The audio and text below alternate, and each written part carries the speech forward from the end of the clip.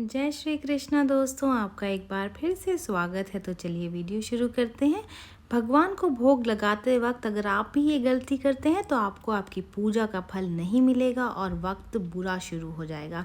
हिंदू धर्म में ईश्वर को सबसे ऊपर माना जाता है और हर दिन भगवान को समर्पित होता है। रोज पूजा पाठ करने का विशेष महत्व बताया गया है।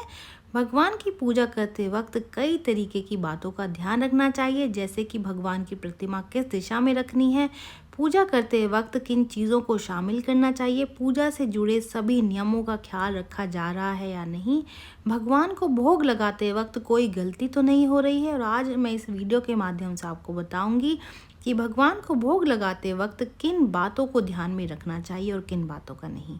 भगवान को भोग लगाते वक्त बर्तन का विशेष ध्यान रखना चाहिए। भोग लगाते वक्त प्रसाद में रखी हुई चीज़ को कभी भी ज़मीन पर नहीं रखना चाहिए। भगवान को पीतल, चांदी, मिट्टी या फिर सोने के बर्तन में ही प्रसाद चढ़ाना चाहिए। इन सारे बर्तनों को प्रसाद के लिए उचित बताया गया है। आप स्टील और प्लास्टिक का इस्तेमाल आपको हरगिज भी नहीं करना चाहिए। भगवान को किस चीज़ का भोग लगाया जा रहा है, इस पर भी विशेष ध्यान दिया जाना चाहिए। भगवान को भोग में कभी भी तीखी चीज़ों का इस्तेमाल नहीं करना चाहिए, जैसे कि मिर्च, नमक या फिर मसाले वाली चीज़ों का भोग कभी भी नहीं लगाना चाहिए। लहसुन और प्याज को बिल्कुल पूजा के सामान से या फिर प्रसाद से हमेशा ही दूर रखना चाहिए। भगवान को भोग में फल, मिठाई और सात्विक चीज़ों का ही आपको इस्तेमाल करना चाहिए। भगवान को प्रसाद चढ़ाने के तुरंत बाद बचे हुए प्रसाद को हटा देना चाहिए।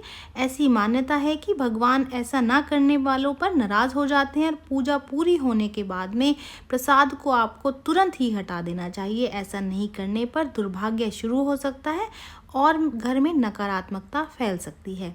भगवान को भोग लगाने के बाद में प्रसाद को मंदिर से हटा देना चाहिए। पूजा संपन्न होने के बाद प्रसाद को घर में या फिर लोगों में वितरित करना चाहिए, बांट देना चाहिए। प्रसाद का एक भी दाना बर्बाद नहीं होना चाहिए, ज़मीन पर नहीं गिरना चाहिए, उसका अपमान नहीं होना चाहिए। भगवान का प्रसाद बांटने को सबसे अच्छा बताया गया है। अगर आप भगवान का प्रसाद बांटते हो तो उससे सबसे अच्छा फल प्राप्त होता है।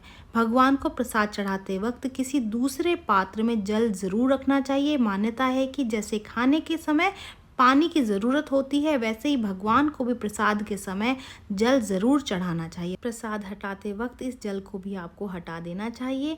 इस हटाए हुए जल को या तो आप पेड़ पौधों को चढ़ा दें या फिर सूर्य को भी चढ़ा सकते हैं अगर दिन का समय है तो। ये जानकारी यहीं तक ही। उम्मीद है दी गई जानकारी आपके काम आएगी और आप इसका लाभ उठाएंगे और भगवान को भोग लगाते समय आप नियमों पर ध्यान ज़रूर से दे लेंगे।